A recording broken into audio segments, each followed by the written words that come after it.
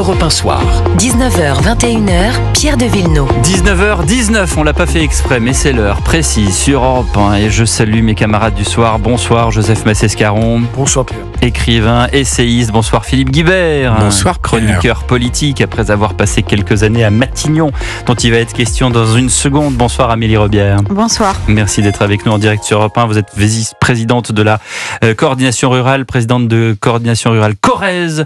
Vous élevez des bovins, vous élevez des chevaux et pourtant vous êtes aussi délégué par la coordination rurale pour aller aux réunions toute l'année avec les ministres à Matignon. Vous êtes auditionné par différentes commissions à l'Assemblée nationale, au Sénat et ça dure depuis quelques années, si je comprends bien, et ça dure d'autant plus depuis l'année dernière, puisqu'il y a eu ce grand mouvement des paysans avant même le salon de l'agriculture, pour montrer à quel point la situation était tragique. Et il n'est pas seulement question de l'accord du Mercosur, il est question aussi de ces promesses que le gouvernement a faites sur la loi d'orientation agricole, sur la simplification administrative. Et Amélie Rebière, entre vous et moi, les yeux dans les yeux ce soir sur Europe 1 à 19h20, est-ce que ça avance ? Pas du tout. Voilà. Mais alors pas du tout, je dirais même que ça a tendance à régresser. En début d'année, on nous avait fait tout un tas d'annonces, des promesses, et puis à cela s'est ajouté la dissolution, tout le monde l'a vu, mais surtout pour nous, une très mauvaise récolte. Pour nous aussi une crise sanitaire, donc la crise est encore plus forte en cette fin d'année qu'en début d'année pour les agriculteurs.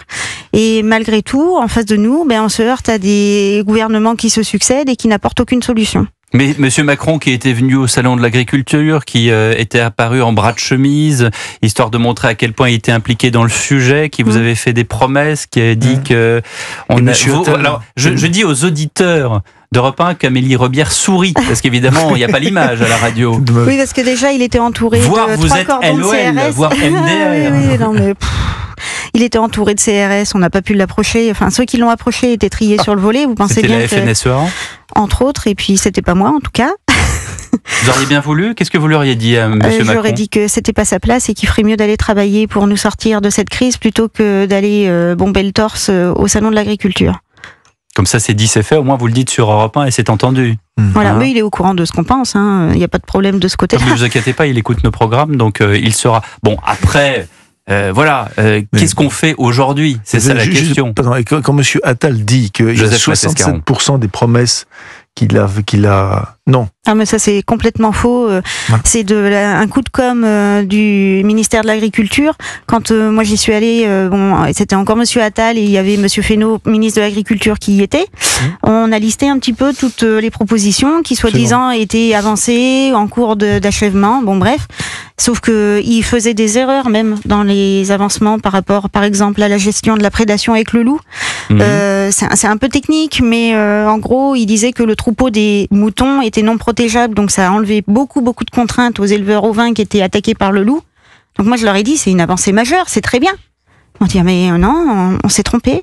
C'est une erreur de frappe, en fait, sur le site du ministère, donc, on est désolé. Ils sont non protégeables. Donc ils sont... je dis ça parce que moi je suis dans une région l'Anjou où il y a des loups, déjà des attaques de loups, et où le préfet vous répond qu'il n'y a pas de loups parce que administrativement il n'y en a pas. Vous soufflez beaucoup, Amélie Rebière. Je comprends. Il y a deux sujets. Il y a stop aux négociations du Mercosur, c'est ce que vous dites. Bon, apparemment on est non pas mal barré, mais plutôt bien barré, visiblement, parce que l'Italie a dit non, et que si on arrive à convaincre, je crois que c'est les Polonais, les Autrichiens et les Néerlandais, ça devrait effectivement faire tomber l'accord, ça c'est la première chose. Les promesses du gouvernement, on va y venir. Ce que vous me disiez juste avant de prendre l'antenne, Amélie Rebière, c'est que Madame Genevard, qui aujourd'hui est ministre de l'Agriculture, au lieu de s'occuper de vos problèmes, elle vous menace. C'est-à-dire que quand on l'a rencontré, moi je lui ai dit, il y a un seul message que vous devez envoyer en fait à la base et aux agriculteurs, c'est que vous allez écouter toutes les colères. Parce qu'actuellement, on est dans une crise structurelle, mais on est également dans une crise syndicale.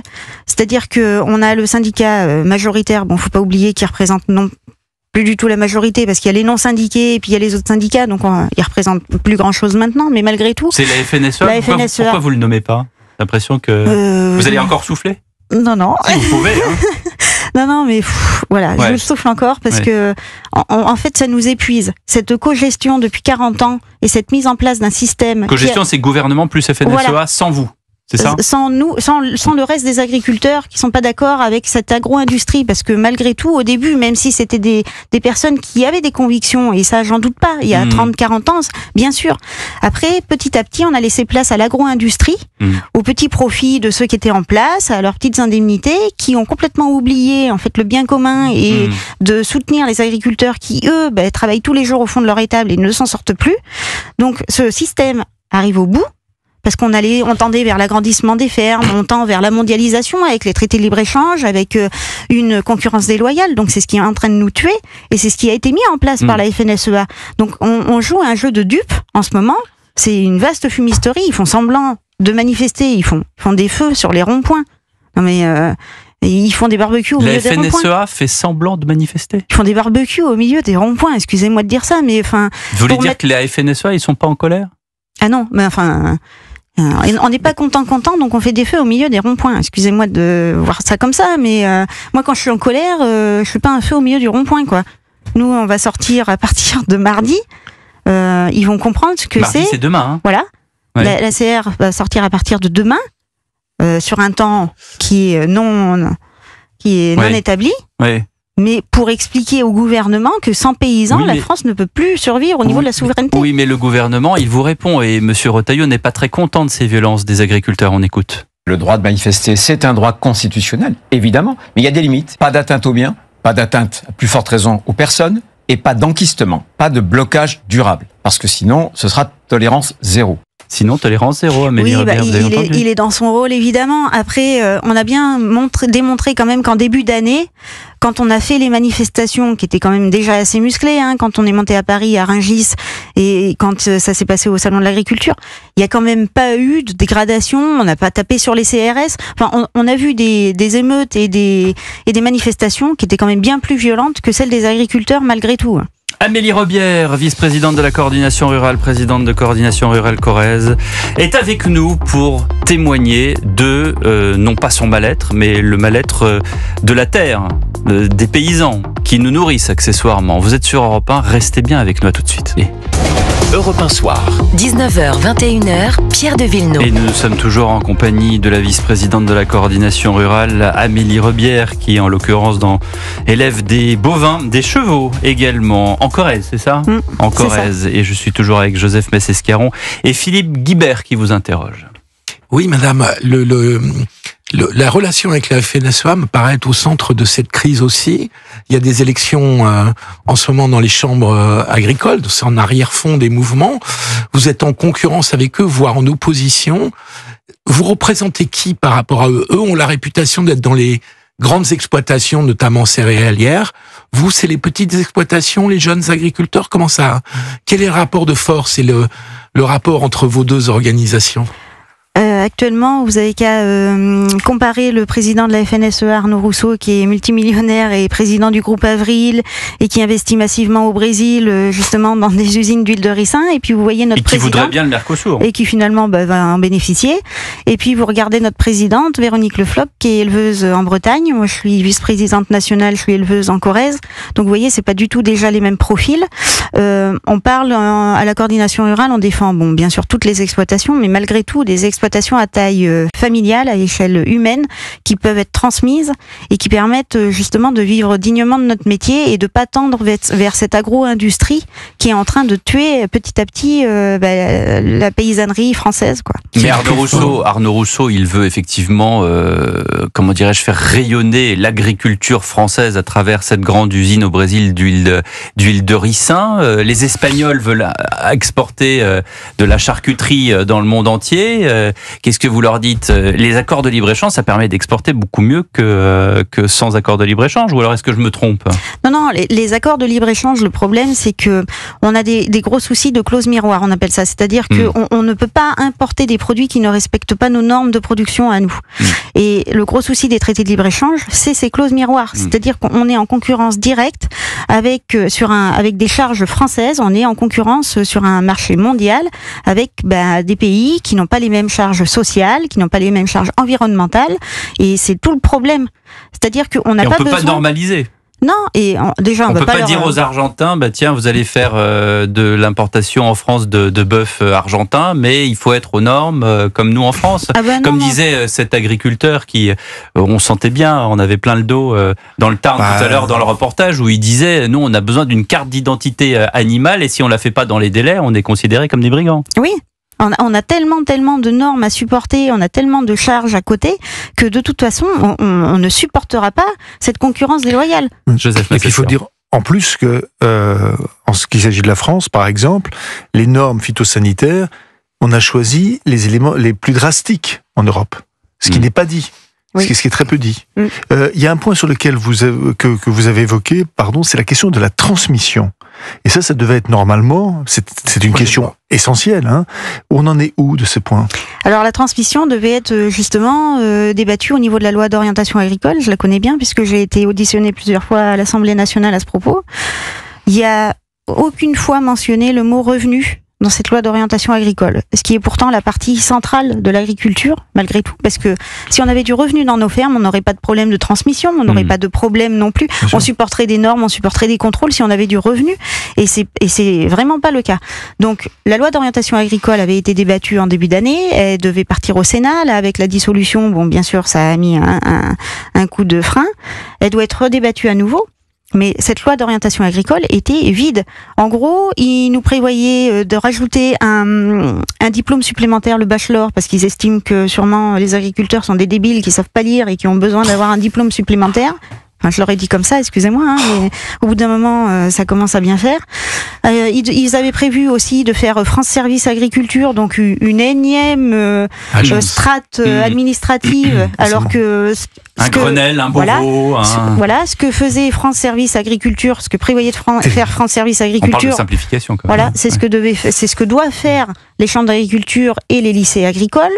On prévoyait un diagnostic modulaire pour pouvoir transmettre nos exploitations, c'est-à-dire que si on cadrait pas avec les normes environnementales, avec la transition écologique, on avait des pénalités entre guillemets, parce que si on extrapole, on peut se demander à quel point on peut pas avoir des prêts à taux supplémentaires si on n'a pas des exploitations vertueuses ou trop grandes ou pas dans les normes. Enfin, vous voyez, donc on vous a mis un millefeuille administratif dans un millefeuille qui existait déjà. Oui. Donc c'est un 2000 Oui. Alors, on a beau leur expliquer que c'est pas le problème actuel et que ils proposaient des pansements sur des jambes de bois et puis leur vision très bureaucratique de l'agriculture, qu'ils écoutent ceux qui sont au fond de leur ferme. Qu'est-ce que vous voudriez ? Le mantra, le message principal de l'année dernière, ça a été « on a besoin de vivre de notre agriculture ». Pourquoi est-ce que vous n'arrivez pas à vivre de votre agriculture ? Les charges sont trop élevées ? Les normes sont trop compliquées. Madame Genevard, quel dialogue avez-vous avec Madame Genevard ? On peut pas dire qu'on ait vraiment un vrai dialogue parce que on a eu beau lui dire d'aller voir tout le monde, elle nous a dit qu'elle n'irait pas dans des fermes de la coordination rurale puisque nous prenons la violence. On lui a dit que c'était pas donc comme ça. Donc elle va dialoguer avec la FNSEA et les jeunes agriculteurs. Oui, elle a fait que des visites de ferme devant les drapeaux de la FNSEA et des jeunes agriculteurs. Elle a pas compris que c'est ce qui mettait le feu aux poudres en fait. Parce que il y a tous les non syndiqués, il y a la coordination rurale, il y a la confédération paysanne, il y a le MODEF, enfin il y a d'autres représentations de la condition agricole. Et le souci avec les gouvernements qui se succèdent, c'est ce sectarisme en fait. C'est ce monopole de la parole au niveau de la FNSEA et des GA. Philippe Guibert. Il y a un autre interlocuteur qui est très important pour vos revenus, c'est la grande distribution. Est-ce que sur ce sujet, ça a bougé depuis votre mouvement de janvier dernier? Est-ce que les relations se sont améliorées? Est-ce que le partage du revenu est meilleur entre la grande distrib et les agriculteurs, ou est-ce que ça n'a pas bougé? Parce que c'est aussi un sujet français important. Ça n'a pas bougé parce que justement, on parlait de loi d'orientation agricole, mais il y a une autre loi dont on parle beaucoup, c'est la loi Egalim. Ah oui. Il y aurait des lois Egalim 15, 16, ça changerait pas le problème, parce qu'on en est à la loi Egalim 3 ou 4, je sais plus. Et la loi Egalim est une loi franco-française sur un marché européen et mondial. Donc elle n'est pas transposable. Voilà. Et c'est comme les prises électriques, quoi. Voilà, ça marche pas. Et le souci de la loi Egalim, c'est que ça a été mis en place par le gouvernement et par le syndicat majoritaire, évidemment. Sauf que cette loi Egalim, elle prévoit de ne pas avoir de concurrence déloyale, de clause miroir, entre guillemets, par rapport à la France. Sauf que pour contourner cette loi Egalim, la grande distribution délocalise ses centrales d'achat en Hollande, en Espagne, comme ça ils ne sont pas soumis à cette loi Egalim. Et Arnaud Rousseau, président de la FNSEA, négocie son huile de sueur en Espagne ou en Hollande, en ayant mis en place cette loi Egalim. Johan Barbe, porte-parole de la FNSEA, a été invité ce matin de la matinale d'Europe 1 avec Dimitri Pavlenko. Écoutez ce qu'il dit de tout ça. Emmanuel Macron s'est engagé hier soir à dire ne pas signer l'accord. Oui. C'est très bien, la France ne va pas le signer, mais c'est pas pour ça que l'Europe va pas le signer. Ça vous rassure? Donc on est toujours aussi inquiet ce matin. Si c'est juste une opposition de façade médiatique, l'Europe va signer. Donc aujourd'hui, ce qu'on veut, c'est un réel engagement de la part d'Emmanuel Macron, qu'il menace l'Europe plus loin si jamais c'est signé. Tant qu'il mettra pas de menaces, notamment de veto ou autre sur l'Europe, je suis désolé, l'Europe va signer. Donc aujourd'hui, ce qu'on veut aussi, c'est rallier d'autres pays européens qui commencent il y en a d'autres, à se faire entendre. Oui. Mais il faut plus de 36% de la population européenne pour pouvoir créer un veto, une voie de barrage. Vous voyez, comment vous dites, le syndicat majoritaire, vous ne le nommez pas, hein, c'est comme certains politiques qui disent le candidat de l'opposition. Vous voyez, ils sont d'accord avec vous sur ce point. Vous parlez de monsieur Rousseau et de son usine au Brésil, mais c'est un cas particulier. La FNSEA ne veut pas non plus de l'accord sur le Mercosur. Mais ça, c'est ce qu'ils font croire. La preuve en est, non mais la preuve en est des pseudo coups de pression qu'ils mettent. Enfin, c'est de la démagogie pure et dure. C'est des politiciens, c'est plus des faudrait qu'on fasse un débat, hein, on va vous mettre face à la FNSEA, parce que là, pour le coup, c'est parole contre parole. J'ai déjà été face à eux, il n'y a pas de souci de ce côté-là, ils savent très bien ce qu'on pense et ils connaissent très bien ce qu'on dit d'eux. Hein, mais après, c'est parole contre parole, comment est-ce que vous voulez savoir les faits on n'a pas de machine comme dans Star Wars pour savoir ce qu'il y a si, il y a un cerveau. Point, c'est pas compliqué. Ça fait 40 ans que la FNSEA est au pouvoir, au niveau des chambres d'agriculture, au niveau de la cogestion avec les différents gouvernements. Et vous voyez où on est parti. En Corrèze, par exemple, depuis 2015, de 2015 à 2023, on a perdu 35% d'agriculteurs. Pourtant, la Corrèze, c'est un département qui est quand même très agricole. Vous les avez perdus parce qu'ils ont arrêté leur activité, parce qu'ils se sont suicidés? Alors, il y a eu des suicides, il y a eu des départs à la retraite qui n'ont pas été, avec des exploitations qui n'ont pas été reprises. Parce que les enfants veulent pas faire ça. Et puis, il y en a qui arrêtent à 40 ans, parce qu'ils se rendent compte que, ils gagnent pas leur vie, qu'ils ont des enfants à élever, et que de toute façon, ça sert à rien de continuer. Et en attendant, on a augmenté les primes à l'hectare, c'est-à-dire les primes pour augmenter la surface des exploitations agricoles, et en même temps, on a baissé les primes de production animale. C'est-à-dire que on tend vers un système qui prône l'agrandissement des fermes et qui prône la prime à l'hectare plutôt que la prime à la production. C'est-à-dire on n'a plus besoin de produire. C'est un point énorme. On n'a plus besoin de produire. Et pourquoi on n'a plus besoin de produire? Parce que le gouvernement a prévu d'accompagner les 30% d'agriculteurs qui restent, qui sont en grave difficulté, leur dire vous irez faire autre chose, on vous donnera une petite prime de reconversion, on vous donnera une petite prime, et puis vous laisserez la place pour que les autres s'agrandissent un peu, et puis c'est tout. Amélie Robert, j'ai une dernière question. Parce que vous êtes là avec nous, vous avez eu la gentillesse de venir et de parler avec nous, de vous dire ce que vous avez sur le cœur. Comment est-ce que vous arrivez à garder le sourire? C'est pas facile, hein. C'est pas facile tous les jours, surtout que j'ai un fils qui doit reprendre l'exploitation derrière moi. Donc, quel âge est-il? Il a 16 ans. Et alors, qu'est-ce qu'il vous dit? Alors il a ça dans les tripes, parce que malgré tout, si on est dans la rue actuellement et si on garde le sourire, c'est parce que c'est plus qu'un métier, c'est toute une vie. C'est un patrimoine que nos ancêtres nous ont légué, qu'on espère léguer à nos enfants, nos petits-enfants. Et c'est pour ça qu'on se bat aussi, c'est pour ce modèle agricole, ce modèle familial. Parce que c'est un patrimoine qu'on lègue. Et donc notre gamin, il a vécu avec les excusez-moi de dire ça, mais les emmerdes de la ferme. Il faut courir les génisses le dimanche parce qu'elles sont sorties, il faut véler les vaches la nuit. Le matin de Noël, s'il y a une vache qui est malade, faut la soigner. Il sait tout ça, notre enfant. C'est H24. Mais malgré tout, il veut reprendre l'exploitation derrière. Il est courageux. Il est courageux et on lui espère un meilleur avenir que ce qu'on prévoit là et que ce qu'on vit nous. Merci beaucoup Amélie Robert d'avoir été avec nous en direct sur Europe 1 à 19h42. Sonia Mabrouk vous attend bien sûr demain matin pour l'interview politique, la grande interview CNews Europe 1 à 8h10. Anne Genetet, la ministre de l'Éducation, sera avec elle. 19h43, on revient dans un instant.